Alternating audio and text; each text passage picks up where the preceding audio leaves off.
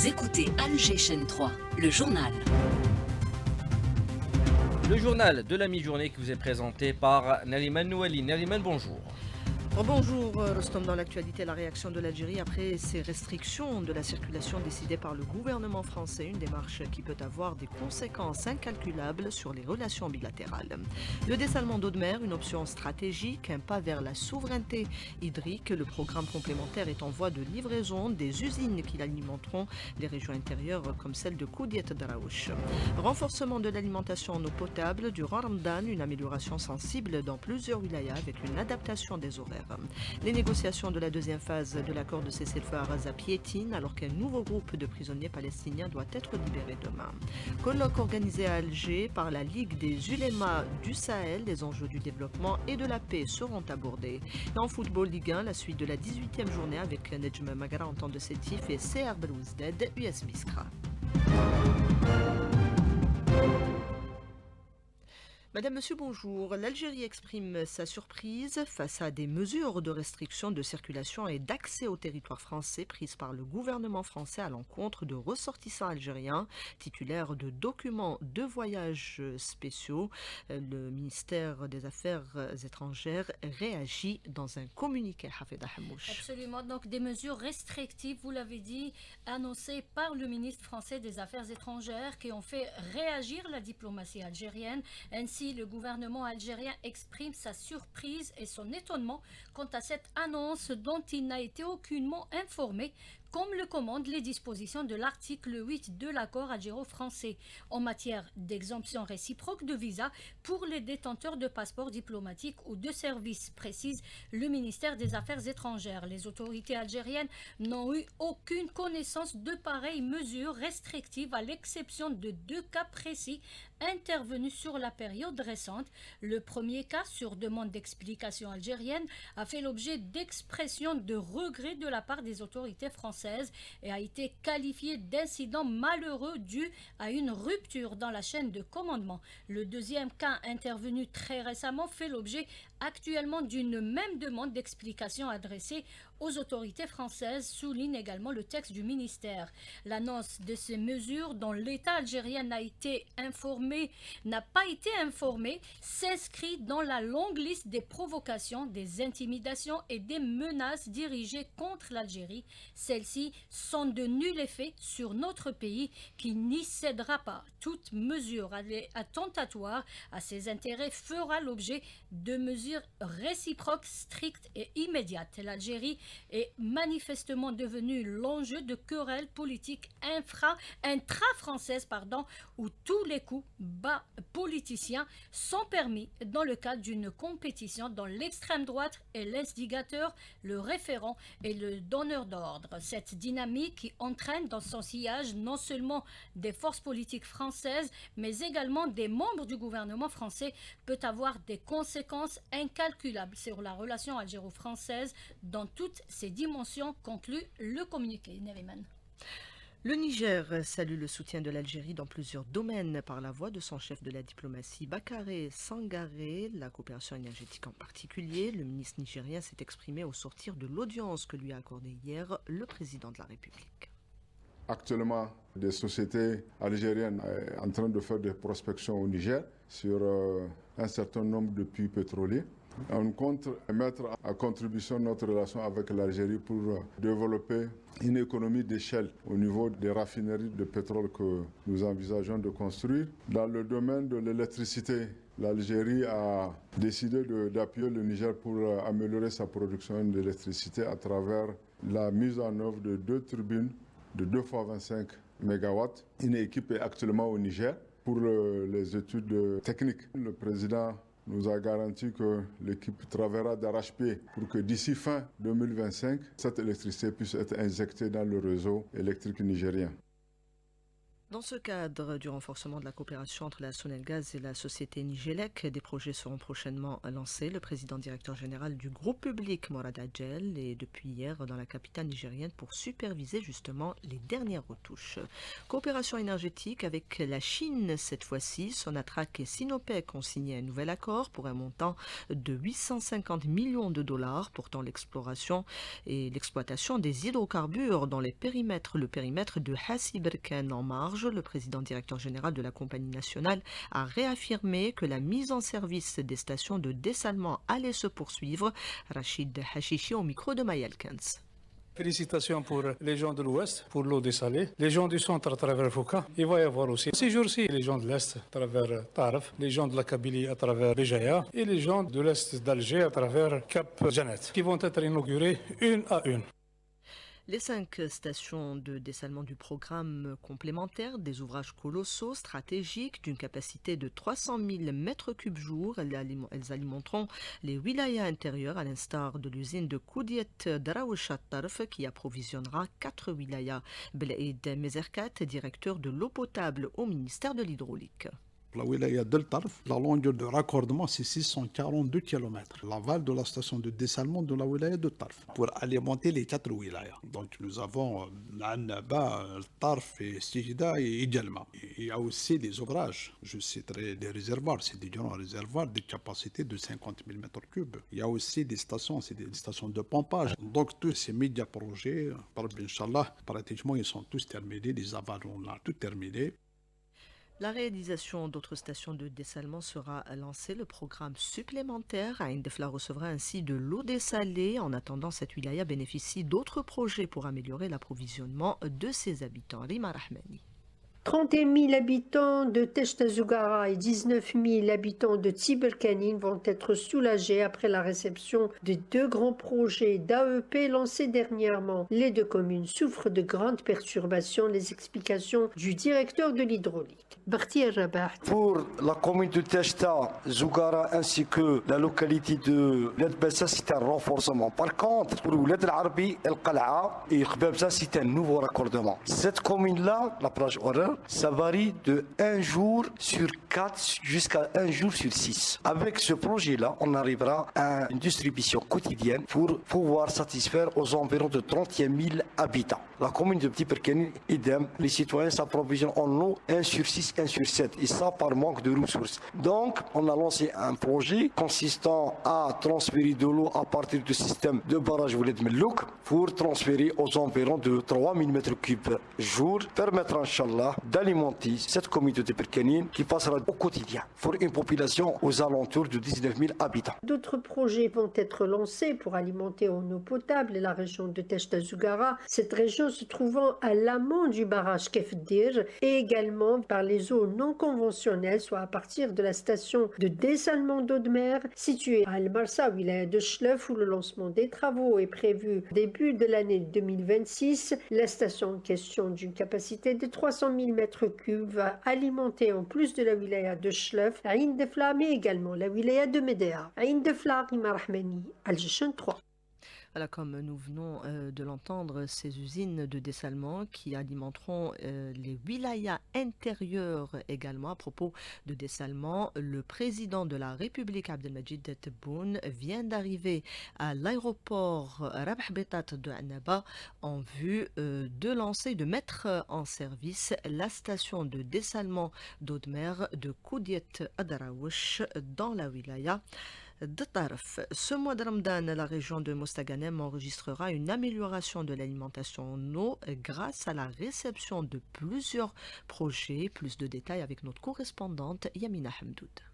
Afin de garantir une meilleure distribution de l'eau, 8 nouveaux forages seront bientôt mis en service. Miloud Habi, directeur de l'unité locale de l'Algérien des eaux ADE, nous en dit plus. Actuellement, on a déjà réceptionné 2 forages à la commune de Massoura, 3 forages au niveau de la commune de Ain Sidi Chrif et Mesra, 1 forage Safsaf, 1 forage Soueflia. Avec les dernières pluies, les barrages Karamis et Kerada ont enregistré des volumes d'eau significatifs. Un quota supplémentaire de 11 000 m3 a été obtenu du barrage de Karamis et réparti entre Mostaganem et Relizane. D'après ces derniers chiffres d'aujourd'hui, donc on a eu un quota supplémentaire à partir du barrage Karamis, 11 000 m3. Donc on va la répartir sur les deux wilayas, 6 000 m3 pour Mostaganem et 5 000 m3 pour les 3 communes de la wilaya de Relizane. 2 stations de pompage ont aussi été inaugurées récemment. De quoi garantir un ramadan avec un meilleur accès à l'eau potable. De Mostaganem, Yamina Hamdoud, Alger 3.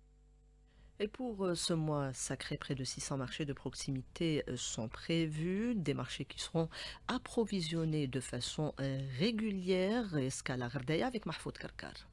Le secteur du commerce à Gherdaya compte assurer un bon approvisionnement en produits alimentaires. Jamal Hamzaoui, directeur du commerce. Nous avons mobilisé plusieurs opérateurs économiques, grossistes, distributeurs et même producteurs, et nous assurons notre citoyen que tous les produits, d'une manière générale, sont disponibles. Des marchés de proximité et caravanes d'approvisionnement. 5 principaux marchés au niveau de la Daïra de Gherdaya, Berrian, Metli et le Grara. Par contre, 2 autres daïras, le Mansoura et Zelfana, nous avons proposé l'organisation des caravanes commerciales avec la participation de plus de 16 opérateurs économiques, grossistes, distributeurs, producteurs de tous les produits nécessaires agroalimentaires avec des prix pratiqués directement pour le consommateur. Des brigades pour le contrôle économique. Pour cela, nous avons mobilisé plus de 20 brigades et pour les pratiques commerciales, plus de 19 brigades. En parallèle, une campagne de sensibilisation sur le gaspillage alimentaire en collaboration avec quelques secteurs et le mouvement associatif. De Gherdaya, Mahfoud Karkar pour Alger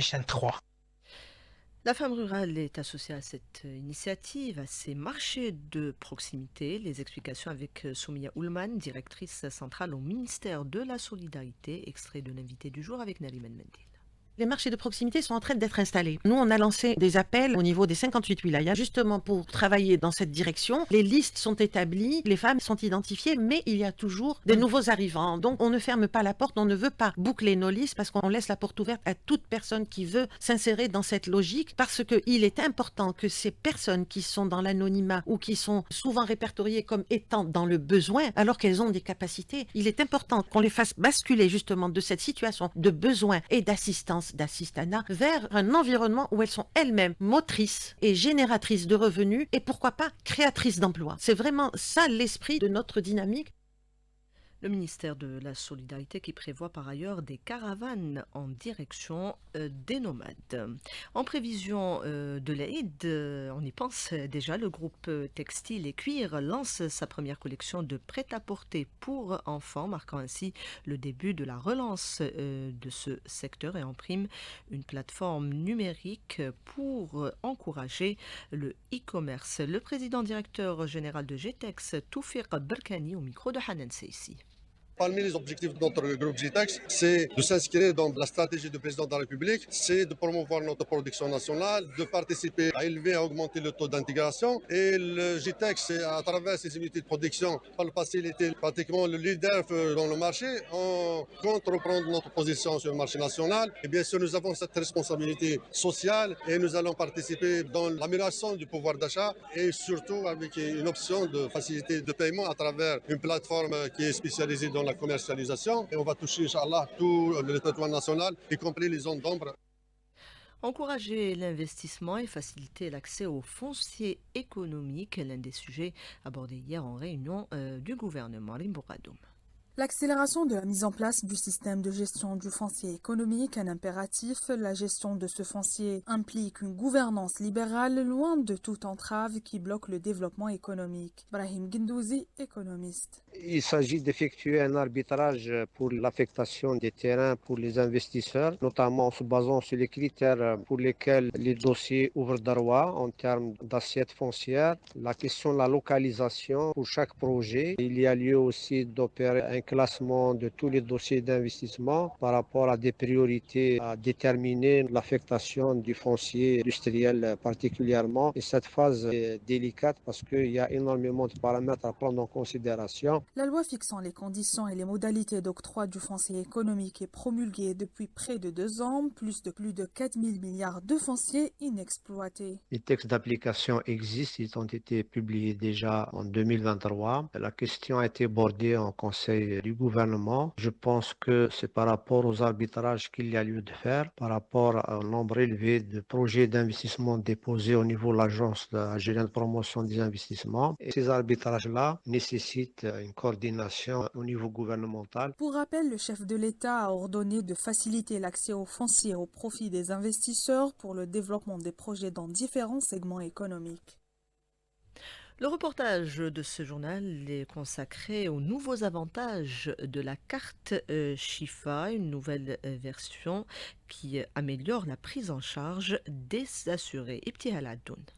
Plus sécurisée, plus pratique et dotée d'une capacité de stockage améliorée, la nouvelle carte Chifa permet de faciliter l'accès aux médicaments et aux soins pour des millions d'Algériens. Dans une pharmacie de la capitale, plusieurs assurés sociaux viennent chercher leurs médicaments. Pour certains, cette évolution est un réel progrès. Je dois souvent acheter les mêmes médicaments, mais avec la nouvelle carte, le pharmacien peut voir directement ce qui a déjà été prescrit, ça facilite tout. Samir, un fonctionnaire de 52 ans, se réjouit. Maintenant, tout sera enregistré sur la carte. Ça évite les pertes et les erreurs. C'est une très bonne chose. Quant à Nadia, une retraitée de 66 ans, elle voit un avantage majeur dans la durée de la validité. On n'a plus à s'inquiéter de refaire la carte tous les 2 ans. De l'autre côté du comptoir, Mounir, pharmacien depuis 15 ans, observe déjà les bénéfices de cette nouvelle version. C'est un véritable gain de temps, autant pour nous que pour les patients. Avant, il arrivait que certains clients oublient leurs ordonnances ou qu'il y ait des erreurs dans la transmission des médicaments pris. Maintenant, tout est tracé et accessible en quelques secondes. La carte Chifa intègre aussi des informations administratives et médicales essentielles, notamment les maladies chroniques et les prises en charge spécifiques. Cette innovation, alliée à une robustesse accrue et une protection renforcée, marque une évolution significative dans le domaine de la santé. Au Proche-Orient, les négociations pour la deuxième phase du cessez-le-feu à Gaza n'ont jusqu'à présent pas démarré, laissant craindre une reprise de la guerre alors que la première phase arrive à son terme et expire précisément ce samedi. Le décryptage de l'analyste politique Rami Aboudjamous, il répond depuis Dir el-Balah au centre de Gaza, Rabia Slimani. Netanyahou, pour lui, déjà, l'accord de cessez-le-feu, c'était sous pression de Trump. C'est Trump lui-même qui a déclaré cessez-le-feu. Là, il a vu que Trump, il a changé un peu d'attitude. Il est pour faire sortir de la population et refaire de Gaza. Donc là, il s'est dit, OK, je peux continuer ce projet. Il faut rester dans la non-vie. Et la non-vie, c'est qu'il n'y a plus de reconstruction, il n'y a plus rien qui entre au niveau de matière de construction. L'aide humanitaire qui passe, l'accord fait 600 camions par jour d'aide humanitaire. Là, ce qui se passe, c'est un peu la moitié de ces camions-là, c'est aide humanitaire. 80% de toute la bande de Gaza a été détruit. L'infrastructure, et justement, ne pas accepter la deuxième phase, parce que la deuxième phase fait du sorte qu'il faut faire entrer de l'aide humanitaire, de la construction, des abris, des caravanes, que la vie reprenne petit à petit. C'est pour ça que Netanyahu, il ne veut pas passer pour la deuxième. C'est pas parce qu'il veut faire la guerre, parce qu'il sait très bien que Trump, il veut pas faire la guerre. Un des points importants de l'accord de cessez-le-feu reste le retrait de l'armée d'occupation de l'axe de Philadelphie qui se trouve à proximité du terminal de Rafah à la frontière avec l'Égypte. La situation à Gaza préoccupante avec notamment ces armes et ces munitions laissées par l'armée d'occupation après son retrait. La population est confrontée à un danger permanent. Mohamed Moqdad, président du département d'ingénierie des explosifs à Rafah, il est contacté par Karima Bennour. Les restes des explosifs lâchés sur Gaza représentent toujours un danger pour la vie des citoyens à long terme. Cela nous empêche d'avoir une vie stable plus tard, surtout par rapport aux enfants qui ignorent le danger de ces engins explosifs en les touchant. À Gaza, depuis le début de la guerre, nous avons traité ce problème. Certains des explosifs sont sur terre et d'autres sont enterrés profondément sous la terre et sont restés intacts, ce qui nécessite des aides internationales pour les faire sortir. À Gaza, les équipes qui traitent les explosifs sont au nombre de 5. C'est un métier dangereux, d'autant plus que l'ennemi sioniste utilise des armes prohibées mondialement et il empêche les appareils nécessaires pour enlever ces produits dangereux de rentrer à Gaza. Il faut une action unie pour juger l'entité sioniste. Ouverture cet après-midi à Alger du colloque des ulémas du Sahel sous le thème des enjeux du développement et la paix dans le Sahel. Cette 18e conférence abordera 5 thématiques majeures. Les participants tireront profit également de l'expérience de l'Algérie en matière de lutte contre le radicalisme. Ibrahim Moussa Souleyman, représentant de la Ligue des ulémas du Sahel au Niger, il est joint par Sofia Boukercha. Cet atelier va mettre les points sur les thématiques suivantes. Le rapport entre la sécurité et la stabilité et le développement économique dans les pays du Sahel. Et la deuxième thématique, le lien entre les problèmes sociaux avec le radicalisme. La troisième thématique, le rôle des oulémas dans le traitement du radicalisme. La quatrième thématique, les différents exemples dans la sous-région, le modèle de l'expérience algérienne dans ce domaine de la lutte contre le radicalisme. La cinquième thématique, la coopération dans les différents domaines entre les pays du Sahel et de l'Afrique en général. La Ligue des ulémas du Sahel participe activement à la promotion de la paix et du vivre ensemble dans la région, comme le souligne l'un de ses membres, Kamel Cheket, joint par Sofia Boukercha. Ce qu'il faut savoir, c'est que depuis qu'elle est sur le terrain, la Ligue a beaucoup fait grâce justement à ce discours religieux qui a prouvé son efficacité dans la mesure où il arrive à prendre le relais là où les politiques locales ne sont pas optimum en termes d'efficacité. La religion peut vraiment apporter un plus dans le domaine de la paix, de l'instauration du vivre ensemble et bon nombre de valeurs que véhicule la religion en général. Des propos recueillis par Sofia Boukercha. L'actualité, c'est aussi le sport, le football, Rostam Yahi-Shrif, avec des matchs en championnat de Ligue 1 notamment. La suite de la 18e journée cet après-midi avec à partir de 15h30 le Nadjem de Maghra face à l'Entente de Sétif et le Chebab de Belouizdad à 20h face à l'US Biskra. Le Nadjem de Maghra qui espère quitter la zone de relégation face à une équipe sétifienne en pleine confiance après son dernier succès à la maison face au CRB 1-0, alors que l'US Biskra aura fort à faire en déplacement face au Chebab de Belouizdad qui veut s'emparer de la deuxième place et revenir provisoirement à 2 points du leader, le Mouloudia d'Alger. Je rappelle qu'hier, en ouverture de cette 18e journée, l'AS Ochlef s'est imposé 1-0 dans le derby de l'Ouest face au Mouloudia d'Oran, alors que l'Espérance de Mostaganem a battu l'USM Khenchela 2-0. Et puis je rappelle que nos dames dans la sélection féminine qui s'est qualifiée hier pour le deuxième tour des éliminatoires de la CAN 2026 en s'imposant 3-0 au stade Mustafa Tchaker de Blida face au Soudan du Sud au prochain tour au mois d'octobre. Les Algériennes affronteront le Cameroun. Merci Rostom. Selma Fegir et Redouane Siassi étaient à la réalisation du 12-13. Il y avait Adlan à la console technique, Tahar à la régie d'antenne et Ikram au streaming. Tout de suite le bulletin météo complet avec Karima Benour.